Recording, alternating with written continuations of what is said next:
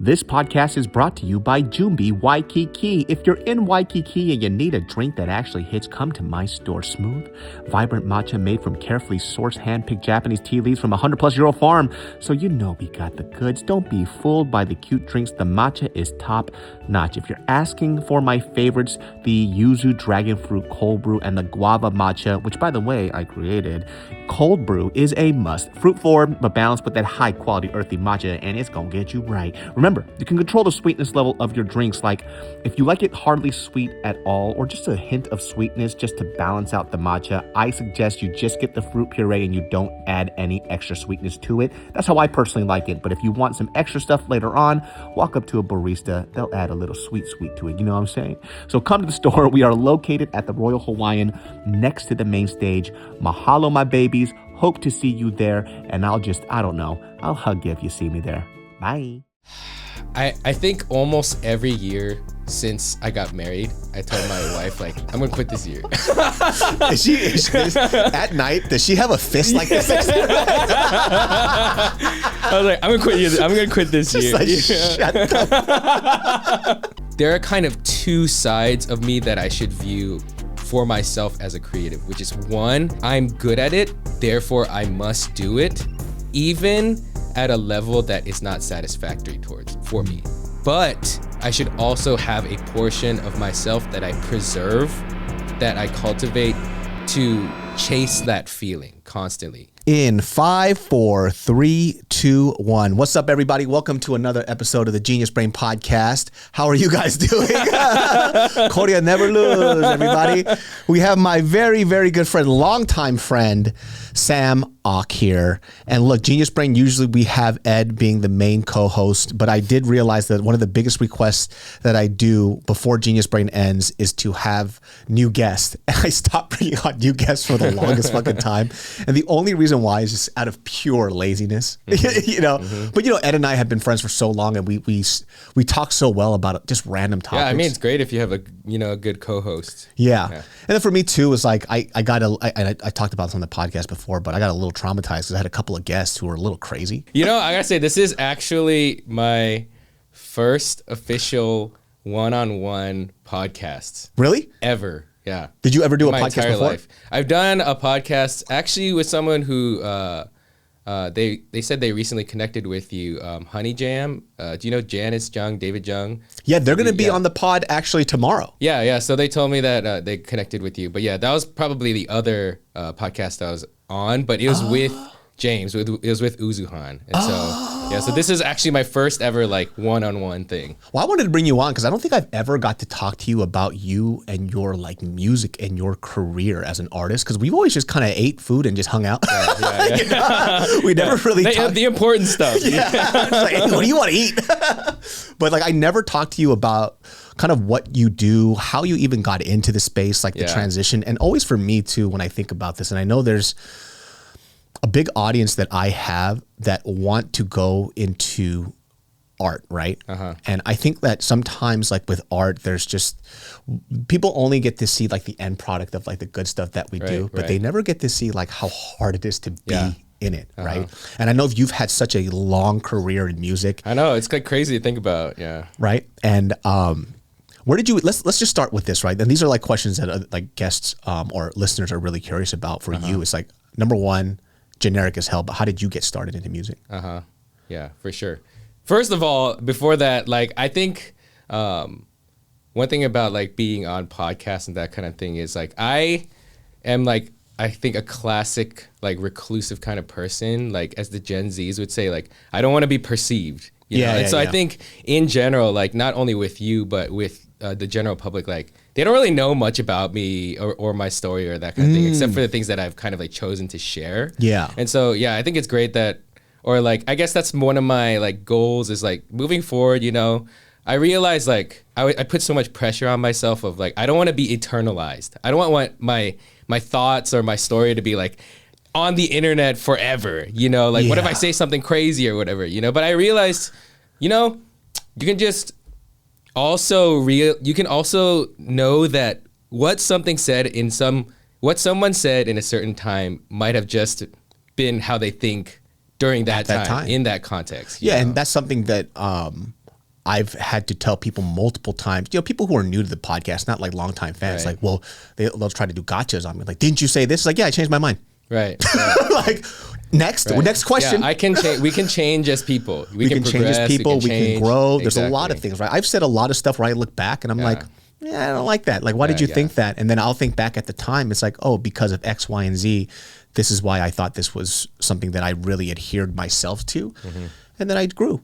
That's all that it is, right? So my approach now when I tell people stories, like I'll tell a lot of personal stories, and it's not even the deep, dirty shit, right? Like people will be like, oh, you're so open about your family problems. Like I only tell you guys stuff that I've resolved. There's other stuff that's still going on now that you probably won't be privy to because it's stuff that's a little too personal about my mom and dad's life and my life, right?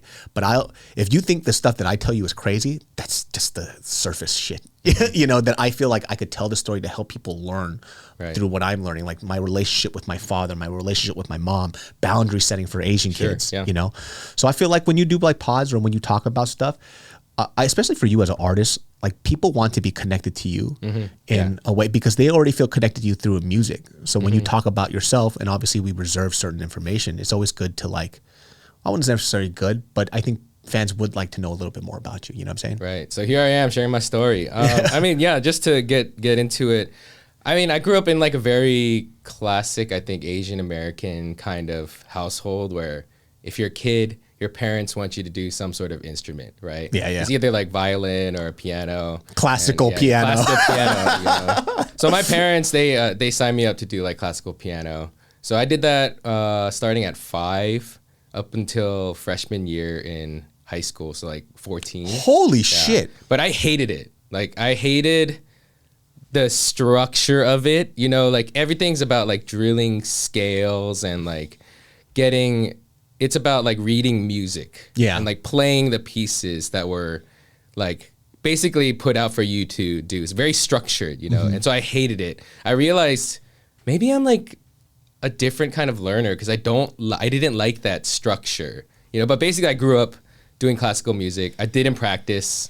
I like practiced as little as possible. And I was just like kind of noodling around. And then there was this one piano recital that my parents signed me up for, and I didn't practice the piece.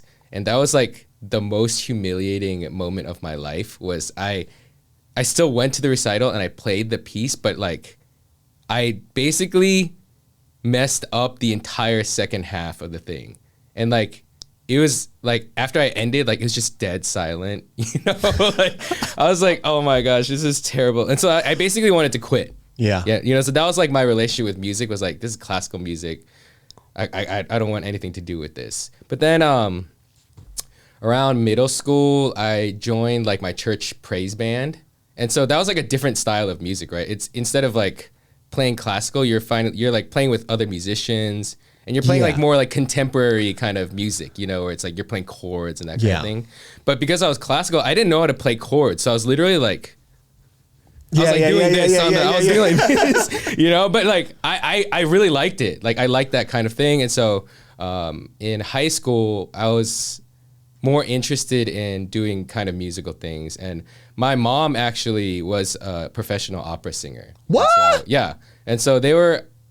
And the way my parents actually met was through doing music. Like they were kind of in like a musical group together. And so that's how they met.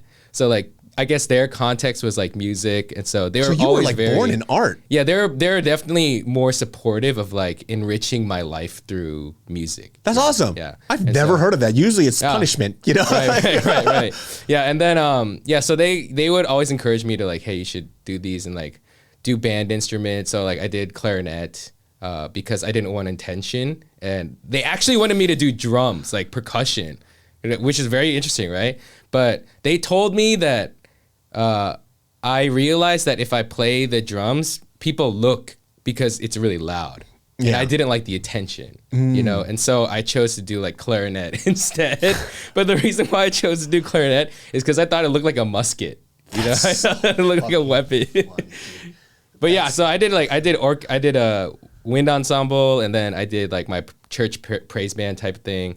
And then in high school, I got into like jazz band and then choir. And so I was just doing like a bunch of musical stuff in high school.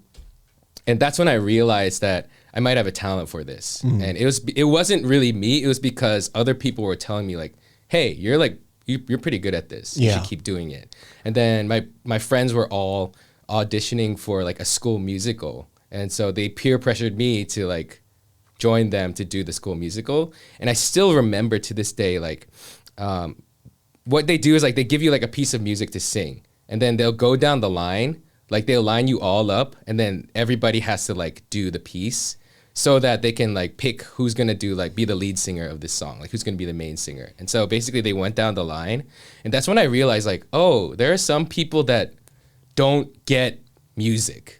Yeah. You know, like, oh, they don't realize like that they're not in pitch or that they don't have like the rhythm. And I'm not saying it's like a good or bad thing, but it's like, oh, you just don't get it in that They way. like music, but they don't have that. Yeah. What that is, which is like kind of just a general deeper understanding of like music. Oh, sometimes like too, if you know, tone deaf people don't know they're tone deaf. Right, like, exactly. One like of my that closest kind of friends is tone deaf, and I found out when we were driving together to SoCal, and then we put on a song. It was like an Usher song. We're like, oh, this is the shit. He started singing. I was like, what the fuck is that?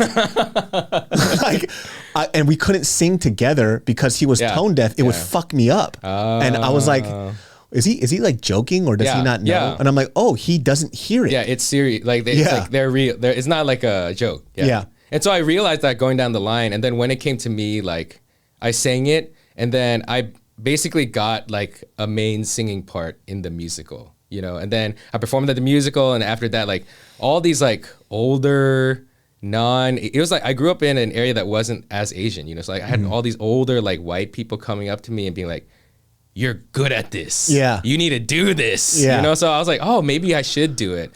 And then I had a friend in high school who was making like remixes. He was like kind of like a DJ. Yeah. Before being a DJ was cool, you know. So he was like a DJ and like making like mashups and remixes of like old school European like or Australian dance, you know, like Kylie Minogue, like that kind of stuff, you know. And he was like fusing with K-pop, which is like kind of crazy if you think about it now. But I saw what he was doing. I was like, that looks fun. Like I want to try doing that. And so he was like, here's some cracked software that you can make some music on. Hey, so, back in the day when you would get the cracked Fruity Loops. Yeah, exactly. Before it was called FL Studio, it's called Fruity Loops, you know? So he gave me like Fruity Loops and like these other, there's like Sony Acid, I think one was called. Oh and, my God, Sony Acid, I forgot. Yeah, and so he gave me these softwares and I tried to like do what he was doing, but then I realized like, oh, I can just make my own stuff. And so I got really into just like making my own like beats basically, like, or just like making my own original kind of like music compositions. And I got really, really into that. And that was kind of in freshman year all the way through senior year. Was like, I was just, instead of like spending all my time playing Counter-Strike 1.6 with all my friends, now I would spend like 2 or 3 hours not playing and like starting to make beats and stuff. And then I was like, I want these beats to become like songs. Yeah. And so then I like asked my parents like to buy me some like recording equipment. Got that, and I just started writing music basically. And yeah, that's kind of how I got into it. I was like making original songs and then printing them onto CDs and then putting the stickers like on the CDs, you know, like burning them in my house, and then I would like sell them out of my backpack to my like fellow students. Did the CD shit? Yeah. That's pretty bold of you, man. Yeah. For somebody who's like so recluse, right? Yeah. Like, my thing for you too is, you know, when you started going into these auditions for somebody who's kind of like keeping to himself, was this very nerve-wracking for you? It really, I think that's how I know that I had some sort of special connection to music, is because as like shy as I was, because I still remember being such a shy kid. Like I was at my like church Christmas musical, you know, pageant that they do every year, and like they dressed me up as a donkey as a 5-year-old, and I remember feeling so embarrassed. Yeah, you know, like I was like, I'm not going out there like dressed like a donkey. So I hated like being in front of people. But I don't know, somewhere in like that high school age, I just felt like this pull towards music that at the time, when I'm thinking about it now, I wasn't even thinking about what people think of me at all. Like I wasn't thinking about how it's going to be perceived or if people would like it or not. I think I was just so obsessed with like the idea of expressing myself, you know, that it just pushed me through all those barriers. Do you feel that when you, at that time, you know, just because we're talking about your younger self, did you feel that you would be somebody else when you were performing? Because like how my wife puts it to me, because I'm also actually very to myself, right? Like you never see me at big functions or anything else like that. I kind of like, I'll contact people that I want to hang out with, right? Like I'll hit you up, I'll hit James or whatever. And it's usually in a group of 2 or 3 people, and that's really about it. So when my wife saw me, when she would go do her corporate stuff, right, and her jobs, and you know, they want you to bring your spouse along or whatever, whatnot, I would go, and then she sees this guy who doesn't really fuck with a lot of people, and I'm talking to everybody, and she's like, you know, for somebody who's like introverted, how do you do that? And I'm like, because I'm not me. Like when I told her that whenever you have a function and you invite me to it, you need to give me a week heads up because I have to mentally prepare myself. David So doesn't show up. It's your husband that's trying to make you look the best. So I put on a different face. So I go in, hey, how's it going? How are you? Oh, the shoes, but I don't give a shit, you know, but I have to be somebody else when I do that. Yeah, I realized that when you were sharing that, it made me realize that the side of me that makes music and performs it is different than the side of me that steps off of stage and is meeting fans or other people. Like to me, that side of me that's like on stage or just making in the process of creation, like to me, there's no barrier. There's no like, for some reason, I don't care that I'm in front of people. As long as I can like create and express what I want to do, I will do it. Yeah. But the biggest barrier is actually stepping down and becoming that like personality. And so, I definitely, when I put it on, it's not in the performance part. Yeah. It's actually performing as a sociable, like well-adjusted person that like represents this like artist side also.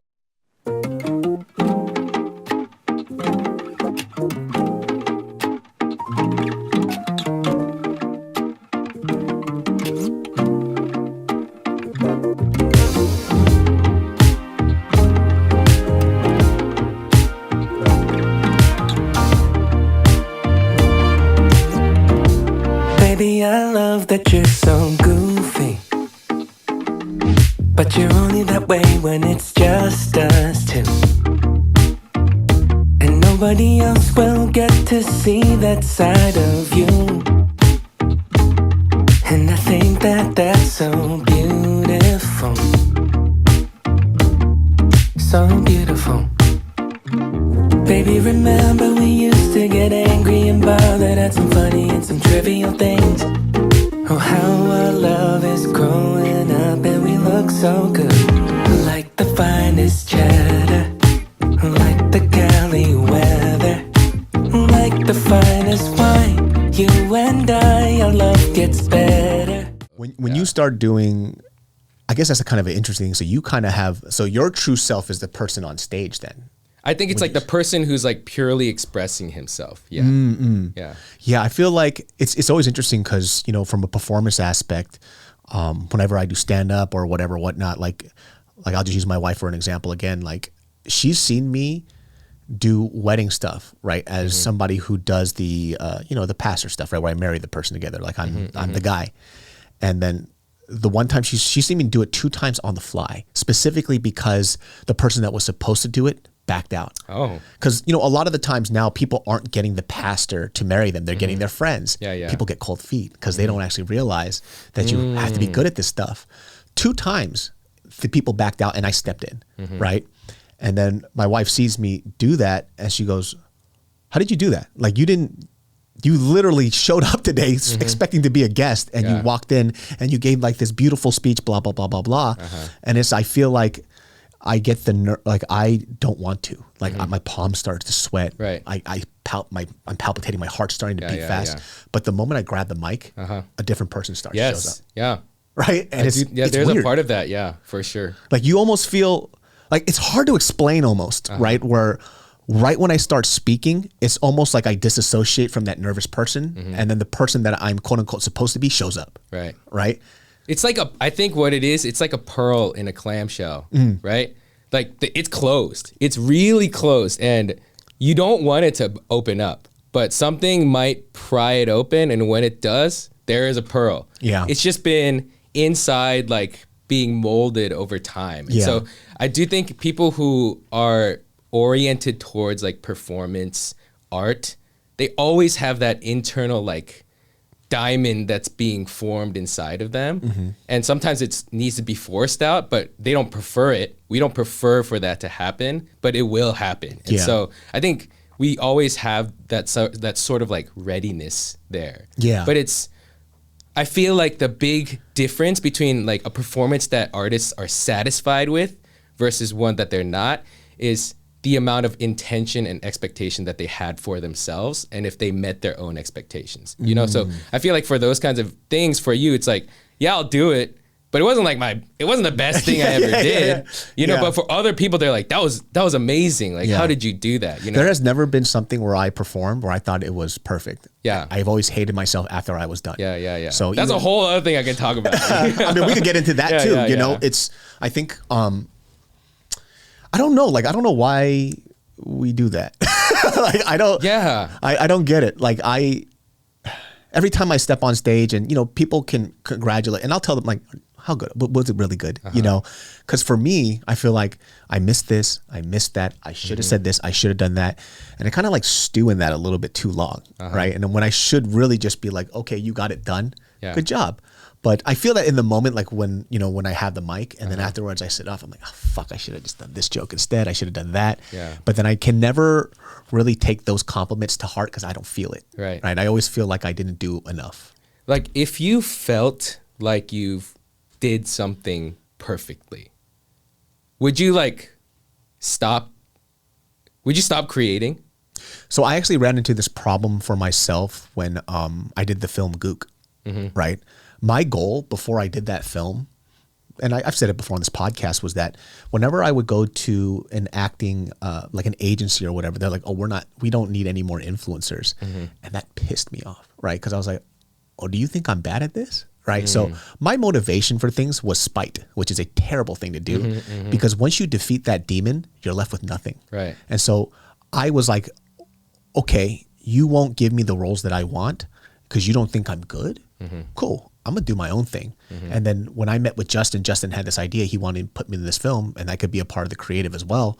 I got to put a lot of myself into it. And so for me, doing that film was out of spite almost. It's like, you don't think I'm good and I'm better than most people out there is what I was telling myself. Like, you kind of live in this delusion. And I did it. And then I got into Sundance on my first try. So the 10-year plan became a 6-month thing. Right. And then after that 6 months, I was lost. I was like, I don't know what to do with myself. And then I was like, oh, maybe I should try acting. But within the acting process,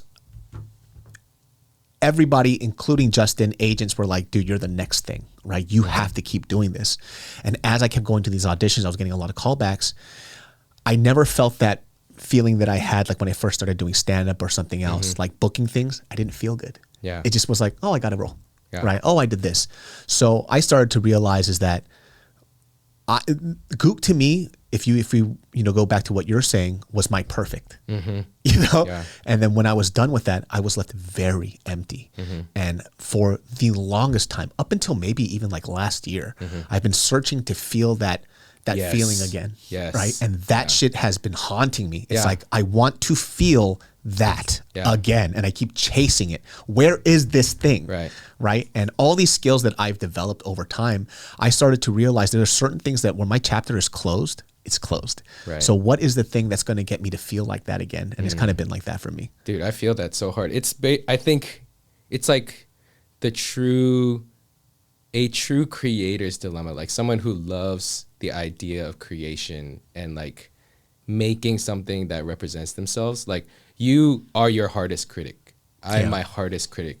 And almost everything I've made with a level of like dissatisfaction because I know that I'm on some sort of restriction. There's some sort of restriction on me, time, budget, or I have to create out of necessity, something like that, where it's like, man, I wish I sang that better. I wish I could have hired this person to do this and it would have been executed better.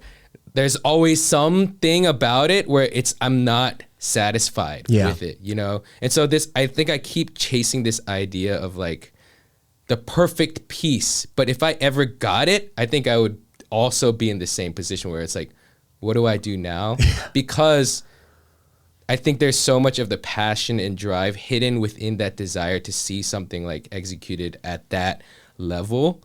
And I think almost the problem we have is that you're not allowed to have that level almost 90% of the time. Yeah. You have to compromise. Yeah. And so you're always going to feel like dissatisfied with Yeah. what you do, but you have to keep going, you know, because you want to be able to like reach that one day. And I feel like too, sometimes I get like disappointed in myself because I always have to constantly remind myself of kind of like where I was before I got to this point, right? Mm-hmm. There was a point where a younger version of myself would have done anything to Yes. be here. Yeah. Right. Yeah. And sometimes we get, I say this as like a motto in my life is like, never get to a point where you look at your blessings as a burden. Right. And it's like, and that was like the fear that I had. And I got to that point where it's like, you know, brand deals were come. Well, actually, I've never really enjoyed brand deals unless it was a product I liked. But it would be like, you know, like I remember the first time on YouTube where I got my check.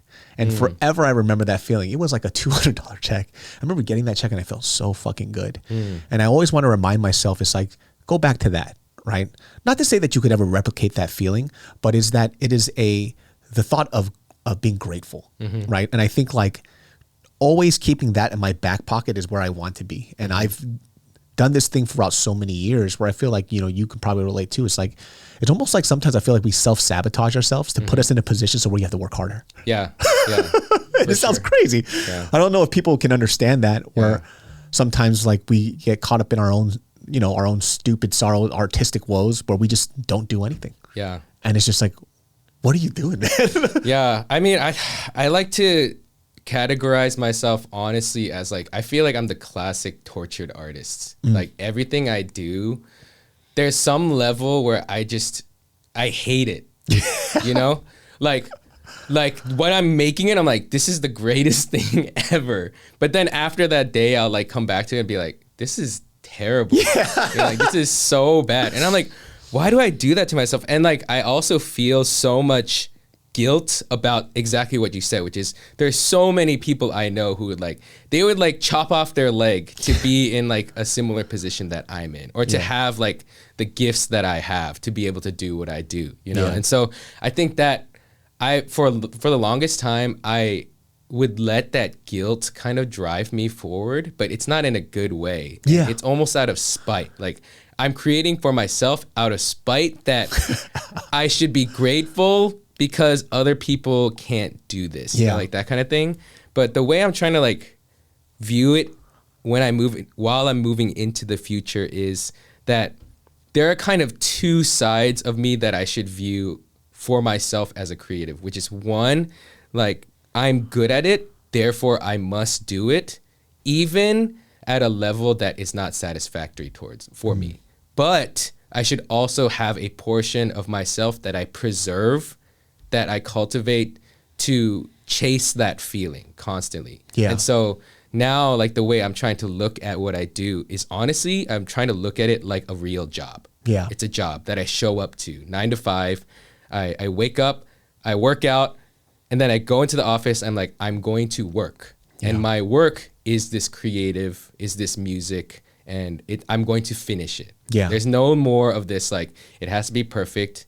But the work I finish is not, and it does not have to be the work I love. Mm-hmm. The work I love can be something that's separate from the work I finish. And they both represent me, but they represent different sides of me, you know, which is like the work I finish, that's the side of me that's maturing as like a human being, where it's like, I have to create something not only for myself, but, you know, because I have this gift that I want to share with other people, you know? Yeah, I think that's really smart. And it's so funny because I feel like I'm at that place right now too, where sometimes, you know, where we live in our heads so much that we just sit on thoughts and ideas all day and it goes nowhere. Yeah. And the problem with that is that, the output has to be larger. And for us art is also a muscle, right? If we choose just to sit on it all the time, we're actually getting worse. Yeah. And we don't know. And we're expecting ourselves to be better and to reach this level of greatness, but we're not even practicing along the way. Yes. Yeah. And it's just like the most nonsense I have ever had. That's why the food show that I started doing was just like,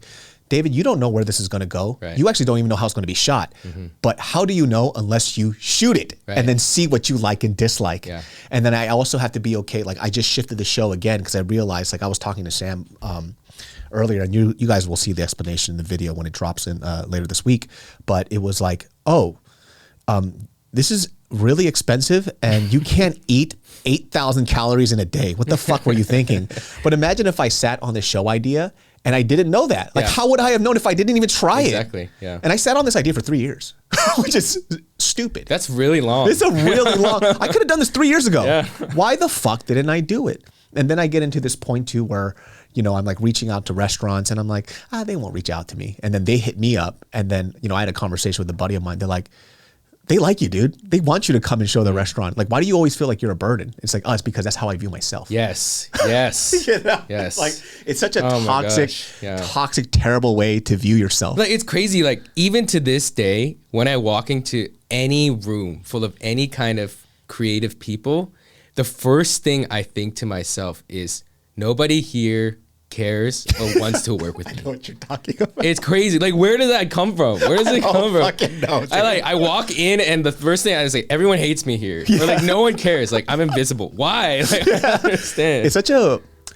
there's just like a weird psychology to it. I don't know if of a lot of people who do what we do kind of have that, right? And sometimes it takes other people to let us know that we're doing good for us to be like, maybe I do have something to offer, right? Because the way that sometimes people view, like even like when I do stand-up, right? Like I fell out of love with stand-up years ago, and I'm okay with that. I think with the time that I enjoyed stand-up, I enjoyed it, and I still have it right in my back pocket, which is why I do these random stand-up shows. And I only do it for my fans and then my soul. That's all I do it for, right? But, you know, I'll talk to my buddy Jason and my buddy Pat. They're like, why the fuck won't you do this? Like, because they see me do it. And they're like, you should do this. And I'm like, I'm okay. And I think what happens is that I see people who also I respect. And I'm like, will I ever reach that? You know? Yeah. And then I go, well, if I'm not going to reach that, then what's the point? It's just like, what the fuck am I doing? Yeah. But once again, I go up on stage and I grab the mic and I'm like, maybe this is what I'm supposed to do. Yeah. It's such a weird, terrible cycle. Yeah. Right. And sometimes I don't know how to get out of it. I think it's just because I'm too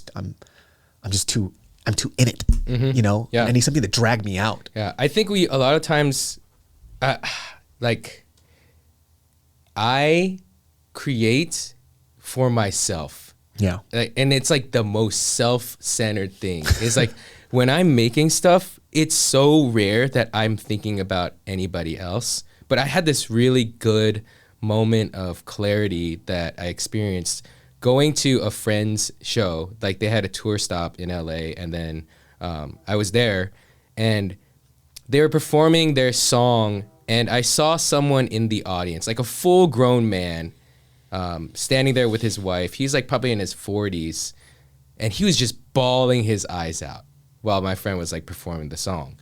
And I was like, like this stuff means something to people, you know? And a lot of times what you're doing, what I'm doing is actually like putting into form these experiences that other people have been going through, and they're grateful for it. They want it, you know, they're thankful to have that.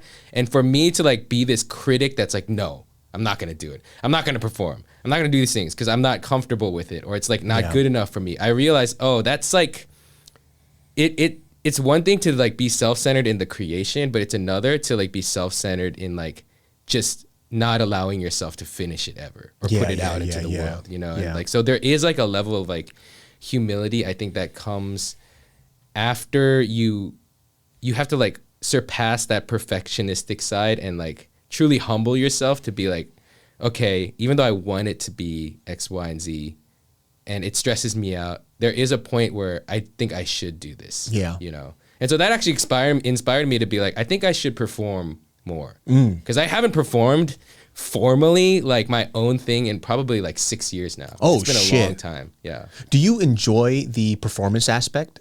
So I think about this question so much, and I think my answer is I do enjoy the performance as a way to connect with my fans. Yes. And two, I I enjoy the performance aspect if it is the way that I want to do it.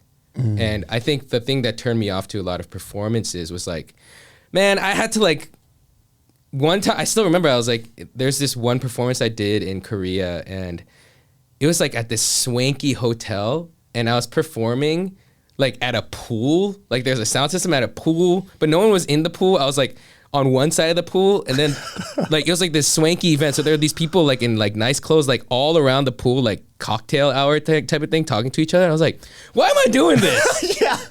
Like this is like, why am I hate this. This is stupid. Like it doesn't service anybody. It doesn't service me. Nobody's fucking listening. Yeah. What's the point of this shit? So I was like, that's the kind of stuff where I'm like, I hate that side of being an artist. It's like, I don't want to do that. And so I think that kind of really turned me off to like the idea of like being a performer, because I was like, I don't want to perform in situations that are like not ideal for me.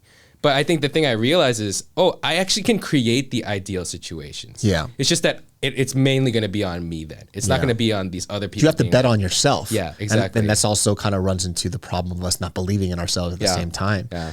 And like, I talked to my friend about this too, where I started like really observing really successful people in an art space. And you know what I figured out for myself anyways, what makes them really successful?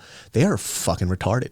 Like they have an unabashed level of confidence. Yeah, you have to like, you're like deluded in your belief for yourself. It's being delusional. Yeah. It's like I'll see some people where I'll see like their audition tapes for their stuff, and they come and say, I killed it. I'm like, no, you didn't, you fucking maniac. You fucking sucked. But that delusion is what drives them forward, because they have to believe in themselves. Yeah. Like who else is it? If it's not going to be you, who else is it? Mm-hmm. And these people will go their whole lives and not achieve anything, but they'll be very happy in their delusion. Right. And I started seeing that in all these successful people, people who I arguably think are some of the most untalented human beings on earth. I'm like, what? How did it work for them? Because they just needed to convince people that they're amazing like that as much as they believe in themselves. Yeah. And I'm like, damn, when I don't believe in myself and people tell me I have something, imagine what I could do. Exactly, imagine, right? It's like, why? And I'm like, I think that's what I need. Yeah, belief is the hardest part though, for sure. I feel so bad for my wife, because like there's so many times when I'm at home and like I know, and she says it all the time, but I know like I'm like setting a trap for her, because I'm like, hey, I just made this new song. Do you want to like listen to it? But the thing is like for her, like I know, and we both know, and I'm sorry to my wife. I'm so sorry. Like we both know there's nothing she can say that will satisfy me. You know, there's nothing she can say that will be like good enough for me, like to make me feel good. Because she's just like, oh, that's good. Like I'm gonna be like, why? Why was it good? You know, and then she must hate you. No, but the worst thing is but it's even worse if I play it and then it ends and she doesn't say anything. Oh, you know. But the thing is, sometimes she does that because she's like, I don't know, like I don't want to say anything. Yeah. Like you put me in this situation, you know. If I say anything like constructive that I would like, you'd be like, you don't understand me, you know, like that kind of thing. Your silence is so loud. Yeah. Oh gosh. Oh, it happens so often though. Like the funny thing, I'm the opposite with my wife. My wife is a lot more clean cut than I am, so I will never show her the things that I do because she won't get it. So if I show it to her, she'll be like, why is that funny? I was like, you might as well shoot me in the face. Just get the shotgun and shoot me in the face. Wow. What the fuck? Like, what do you mean? That's why I don't show her anything. Like she'll see sometimes, this woman's so brutal, she'll see some of these videos of mine because I don't view watch anymore. I just put it up if I enjoy it and I move away. And then she'll see a video. She goes, oh, your video hit like 1 million something views like on Instagram. I'm like, oh, cool. And she goes, I don't understand why people find that funny. I'm like, you could have ended it at the previous sentence. You didn't have to do that. He just gives it to you. Yeah, I was like, you didn't have to say that. Get the fuck out of here, man. Hey, man, we need people to keep us humble like this. That's like, it's interesting, like even sharing your art with people who are really close to you is probably the hardest. Yeah. Right? Because it's almost like we want the critique, but we don't at the same time get a little nervous, you know? Yeah. On behalf of all artists, I'm sorry. I think that as we get older, we also have to like be at this point too, where when you're younger, you actually don't have as much to lose, right? Like I think when we were younger, we're just throwing shit at the fucking wall, right? And then eventually at a certain point, and I know this sounds bad on me as I reflect upon it, I say like, kind of going grassroots makes me feel like I'm going backwards sometimes. It's like, what? I should have a film crew doing this for me. Like I should have other, it's like, well, and I had this thought too, where I'm like, well, you enjoyed editing and shooting your own stuff. Right. Who convinced you that you needed other people to do it to feel like you have a level of success? Right. Why did you do that? Like you enjoy editing your own things. You enjoy coloring and doing all this. Why did you stop? And I was like, oh, I think it's because somehow somebody convinced me that I should have other people do it for me. And that's what a professional does. But what about what I like? How come I can't do it? Does it make me look stupid? Yeah. Right? And then you start thinking about what other people think about you. You go, oh, well, why is David So out here filming himself? Shouldn't he have a crew? Then in my mind, I'm like, well, fuck you. Who cares? I think that's something that's helped me to like become a lot more integrated as a creative person and an artist for myself in my journey. Is I definitely used to compare, and it's always tempting to compare myself with the lives of other creative people, you know, and especially if you're like a younger person, it's almost impossible not to compare yourself, like your lifestyle or whatever, you know, and like, you know, just small examples of things like, the social circles that I'm like you can be in, or like the kind of people that you can surround yourself with, or like the kind of things you do, like going on vacation, like the kind of trips you're able to take, the kind of food you're able to eat, kind of activities you're able to do, but also like on the actual professional side, like the kind of musicians you're able to work with, or if you can hire people, or if you can afford to like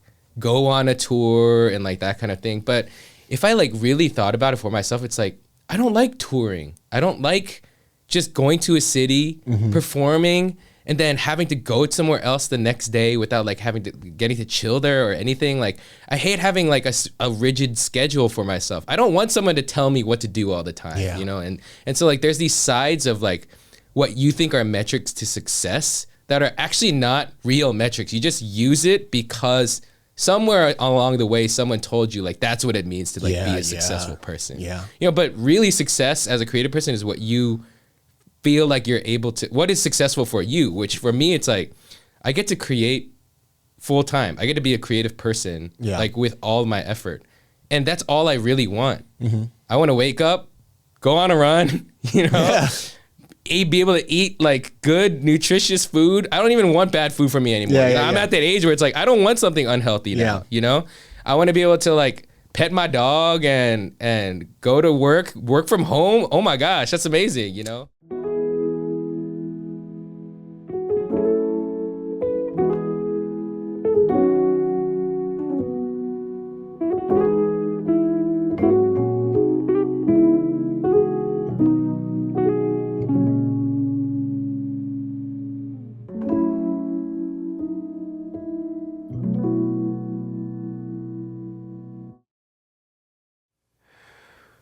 If I had one wish,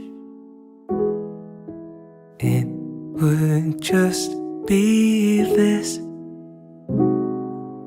that I won't forget this moment with you.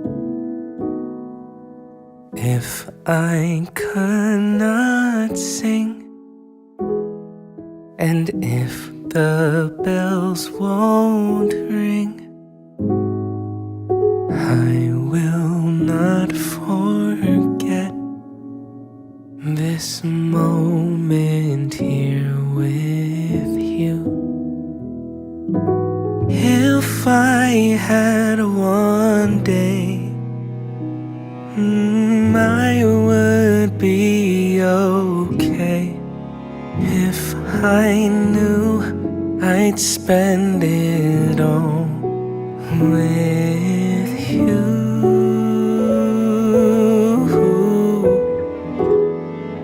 If I had one chance, I would have this dance, hand in hand I'll spend my time with you.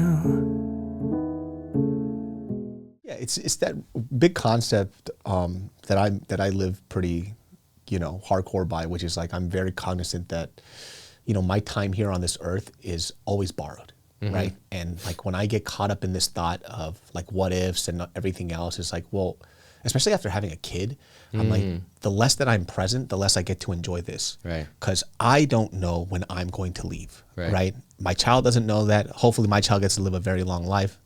I get to live as long as possible to see him grow up. But none of these things are guaranteed. None of these things are given. Right. And so sometimes I always have to remind myself of that. It's like, you just be present. Yeah. And be very grateful for the things that you have here. Right. And it also allows me to create better too. Yeah. It's like, I could keep saying that I'm going to sit on this idea, but what if you die tomorrow, bro? Right. Exactly. And I think one thing that hangs up a lot of people, especially young creators, is like, there's so many people. There's so many creatives out there.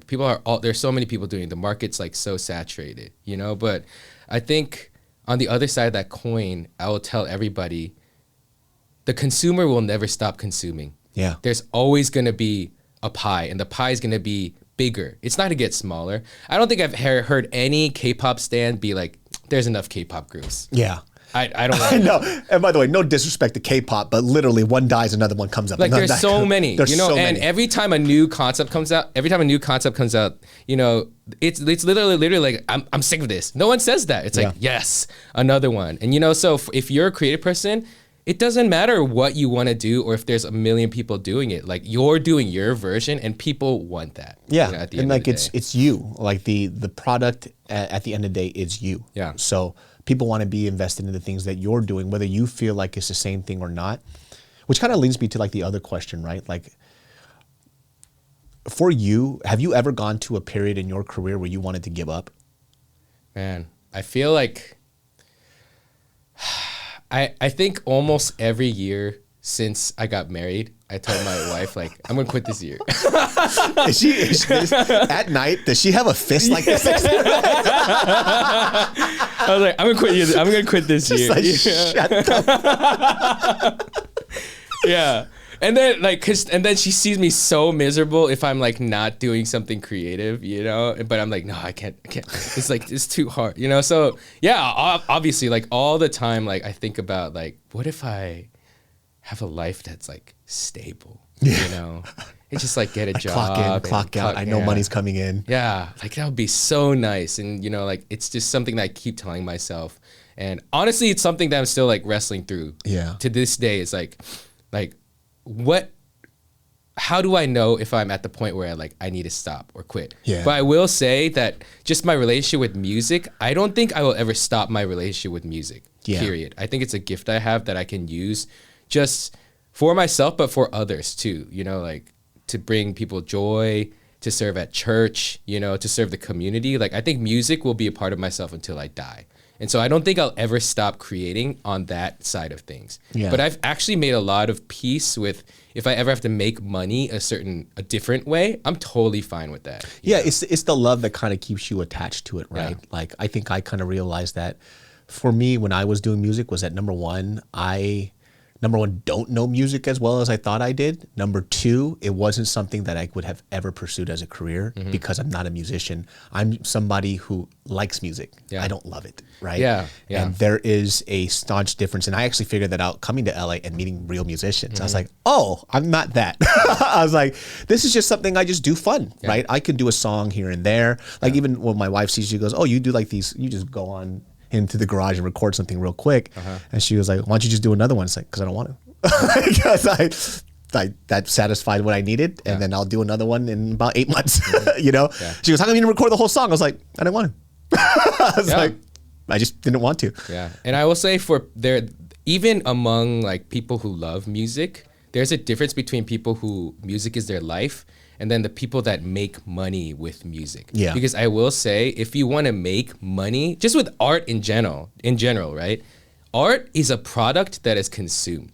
And anybody who is able to make money with art or creative things, you have an inherent understanding of that. That there is a level of what I do, at least in this form, that needs to be friendly for consumers. And I think that's a lot of difficulty that a lot of budding artists or people who are really struggling to like get into that next step of like monetization is like, why can't I like, why is it so hard for me to like start making money with it? You don't understand the business side of it. Yeah, there is a business side of creation, which is like you are making for a general population. And so you have to package it in a way that it's professional, it's palatable for people. It's not just something that's like coming out of left field and like no one's going to be able to understand it. You know? And yeah, that might be your art, but if we're talking about making money, that's a whole other different conversation, you know? And I think you're allowed to be as passionate and as pure about what you do as you want.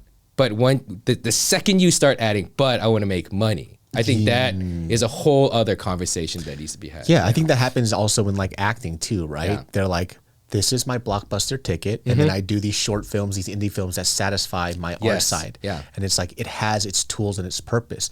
Like these indie films aren't gonna make me money, you know, but this blockbuster film will, but this was for my soul, this was for the business and the bank account.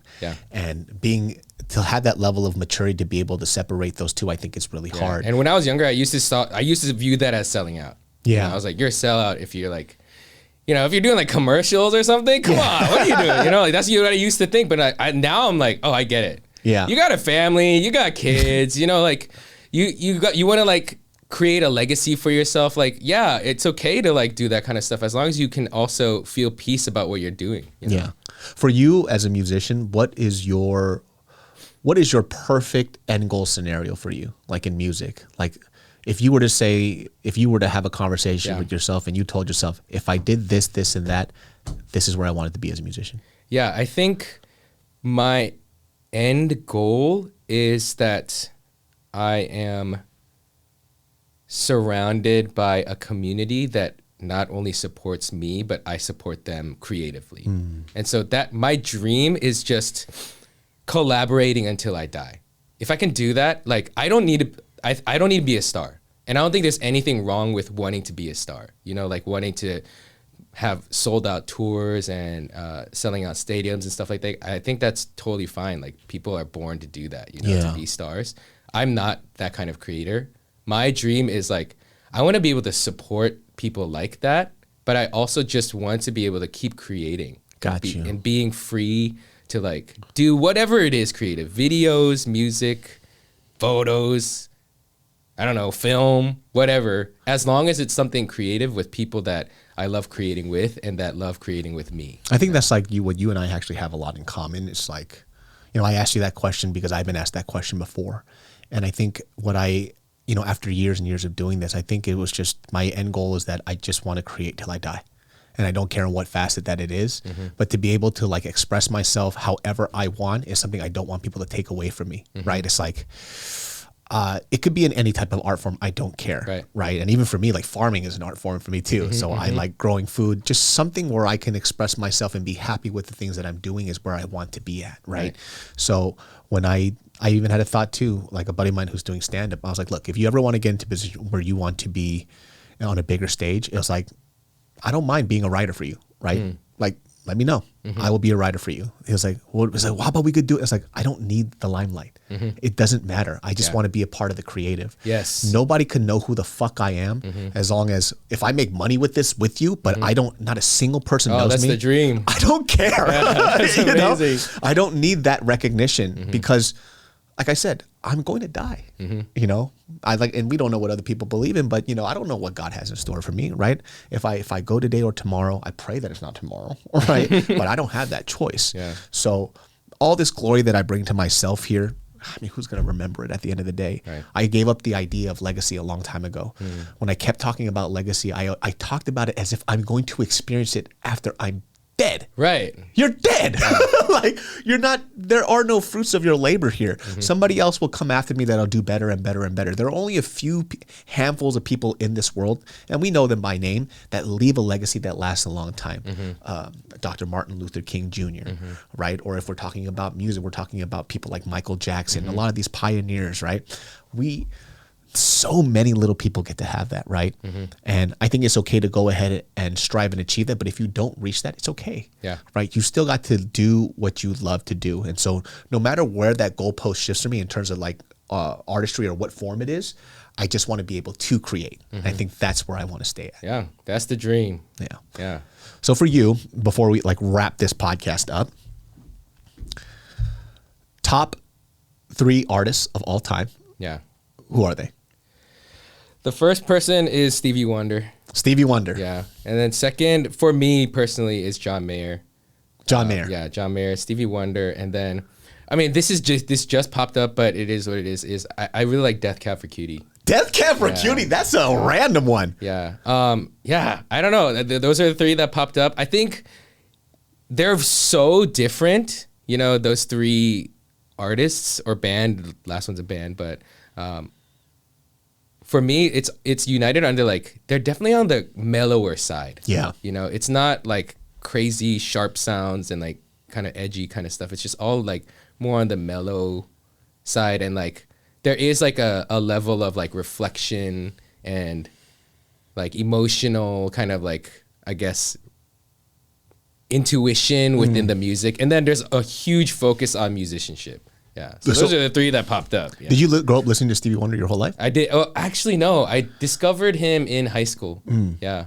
And there's just something about his music where just every song, I'm like, it just speaks to something really deep inside. I don't know what it is. What's your favorite Stevie Wonder song? Oh my gosh. The one that I keep going back to, and it's such a weird one because it's like a song about infidelity, is Lately. Oh, really? I love that song. I don't know why. I think it's just like the soulful ballad, and it's obviously like not of the most relatable kind of song subject, but I think it's just the tone of the song itself and how it progresses, and like the chord progressions, the melody, and how he sings it. Like, I don't know. It just like really spoke to me. I forgot. I actually heard Lately for the first, but it wasn't Stevie Wonder singing. I think it was Brian McKnight covering it. Oh, I remember when I first heard, I think it was Brian McKnight covering it, and I thought that it was Brian McKnight's song. Oh. And then I reverse engineered, and I was like, hold up, Brian McKnight's biggest influences are Stevie Wonder and Luther Vandross. That makes so much sense. Yeah, so when I started hearing Luther Vandross and Stevie Wonder, because, you know, they're before my time. So when I started hearing them, I was like, oh, that's why I like Brian McKnight, is because his comes from here. And I started hearing Luther Vandross's runs and how he like holds these notes. I'm like, oh, that's where Brian McKnight fucking got it from. These are his OGs. Ain't nothing original in this world, you know? Yeah, and then I remember like, you know, all the artists that I really like, first of all, every single song I can't sing. It's way out of my range. And then I had to get comfortable with like, who said you had to sing it in that key? Get it into a key that you're comfortable with. But those songs, I feel like the way that it was written, I don't know like formulaically what it does, but it always puts me like in a very like a very specific state of mind. I don't know if it's because when I listened to it, I was very young and I was very emotional. But you put on any type of Brian McKnight, Stevie Wonder, Luther Vandross, like I'm in my feelings, you know. Yeah. So when we have like these conversations about like who our top 3 artists are, I'm so interested. It's like Death Cab for Cutie. Like I was like, oh, I didn't expect that at all, because you play very mellow, jazzy type of chords. So I didn't think like Death Cab for Cutie would be one of them. I think I realized why. It's because all 3 of these artists, they do this thing where they write in a major key, but it's not a happy song. And I do a lot of that for myself too, where it's like a lot of the things I do are in a major key, or some of the things sound tonally very happy, but there's also like a level of like introspection or something like, I guess, on a more serious level in the music, in the like lyrics or something about it. And I've always felt like a draw towards that, where it's like, you know, Eternal Sunshine of the Spotless Mind, you know, like this idea that there's like a big bright world, but underneath there's like this underlying like struggle or darkness or something that you're like dealing with. And so I think I just always have naturally felt drawn to that kind of music. Yeah. What about for you, your top 3 favorite songs? Oh my gosh. This is kind of hard, right? Yeah. I always base my picks on the writing, but it always flips up every now and then. But off the top of your head, like what would you say? I can't even think of 3, but the first one that came to mind, and it's the song that like if people ask me if like aliens invaded planet Earth, what's the one song that you would choose to represent humanity? I would say Yesterday by the Beatles. Yesterday, wow. And again, it's the same thing. It's like it's like a kind of a major key, but the subject's really sad. Yeah. And so, yeah, I just love that song. I think it's like one of the most perfect songs to exist. Damn. Yeah. Number 2. I don't know. Number 2's hard. Honestly, like I can't think of anything at the top of my mind. It always goes to me. It's always R&B music, man, because it's just like what I grew up with. Yeah. So if I gave you 3, it's gonna change tomorrow. Yeah. That's like the hard part. It also depends on like what I feel like, because I grew up listening to Brian McKnight, Boyz II Men, Luther Vandross, Stevie Wonder. But then for me, I would think, God damn it, actually that's kind of hard. Because if I think about, is it impactful music, or am I like intellectually breaking down the writing, right? Because if we're talking about writing, one of the songs that I think just in terms of writing is my favorite is actually an Ariana Grande song that Babyface wrote, which is Honeymoon Avenue. That lyrically, I thought was just genius. Right, I thought it's so metaphorical, right? That it kind of the way that they composed the music made me feel like I was seeing what they were seeing when they were singing it. And I was like, damn, Ariana can write a good song. And I was like, Babyface. Oh, okay, I get it. That's like probably. I love that song though. Change the World. Yeah, with Eric Clapton. Oh my goodness. The world. That's my number 2. That one's like crying. Yeah. Well, you're dancing, you're crying in the club. I would also say depressing ass song, Boyz II Men, Can You Stand the Rain? Oh my gosh, yeah. Oh, dude, the background harmonies on it, especially because it's like starts off in a falsetto. It just, and then you hear the rain in the background. It's the rain in the background. That song I played on repeat when I got dumped for the first time. Oh my gosh. No, honestly, I will say, like, have you ever seen those online videos where you see like kids becoming aware for the first time, that kind of thing? That happened to me after I had my heart broken for the first time, where like before that, like I didn't understand any like the love songs and stuff. Like it made no sense. The second my heart was broken, I was like, oh my gosh, these lyrics. What was the first time you ever got dumped? I didn't get dumped. It was like unrequited love. Oh, I fell in love with this girl, but then she didn't feel the same way towards me, and it was like I was in the friend zone. Dude, I don't want to think about it. When people talk, like, there are certain people who get with their very first like high school sweetheart crush, whatever, and they never feel the feeling of getting rejected or dumped. They don't know how terrible it feels. Yeah. And I know a few people like that, and they just can't wrap their head around it. Yeah. And how I described it to them, it's like, it's hard for me to put myself in that position when I was 18 years old again, right? Yeah. But it was almost like, it felt like my heart was ripped from my chest, thrown back in, and it just fell into my stomach and boiled in its own stomach acid. Yeah. Like I couldn't lift my heart out of my gut. Yeah. And like I just remember feeling this never-ending despair. Yeah, crushing. Absolutely. Yeah. Your raging hormones are just crushing you. And then I wrote some music about it. Some of them, I took it down years ago because I wanted to redo the songs, but I wrote a few songs, and I was like, how did you write that, dude? Because I can't imagine feeling like that anymore. Yeah. But it took for me to get my heart like torn to pieces to be able to get into that state. Yep. And then I saw this article about Brian McKnight, how he thought up of Well, you're like a dream come true. 6812. Yeah. This motherfucker said he was building IKEA furniture and it had instructions, and that's how he made it. Oh, I'm like, that's how you wrote one of my favorite songs of all time? I'm over here thinking like he was madly in love. It's like, no, it's just a formulaic thing. And I'm like, oh, fuck. Then I was like, oh, maybe I had this wrong. Maybe this is just a muscle I need to work out. I don't have to get my heart torn to shreds. Yeah. But I would listen to that Can You Stand the Rain like on fucking repeat, like just in my bed, just sobbing my eyes out like it's like a fucking loser, man. What's your third one? Oh my gosh, I need like 10 seconds thinking about it. Okay, let me see if I had a third one off the top. Again, it's like a happy song that's sad. I think the only thing that's coming to my mind now is Heart of Life by John Mayer.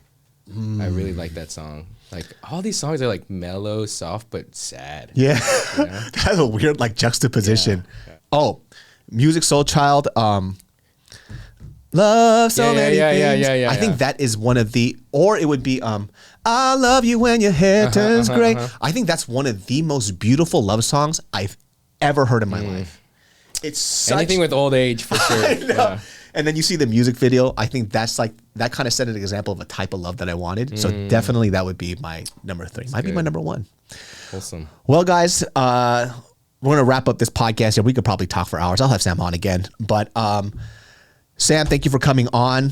I mean, this is dope. I get to be. Dude, thank you so much for having me. Yeah, that's such a really good conversation about shit I feel like most people wouldn't understand. It was dope to have that conversation. Where can they catch you? You can follow me at Sam Ock Music on Instagram and Samuel Ock everywhere else. Yeah, all these Korean dramas. Yeah. If you might hear my voice on a Korean drama somewhere. Yeah, I'm out there.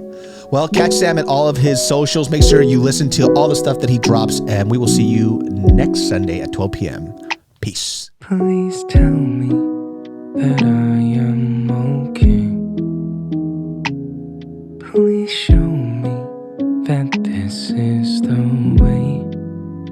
When time stands still,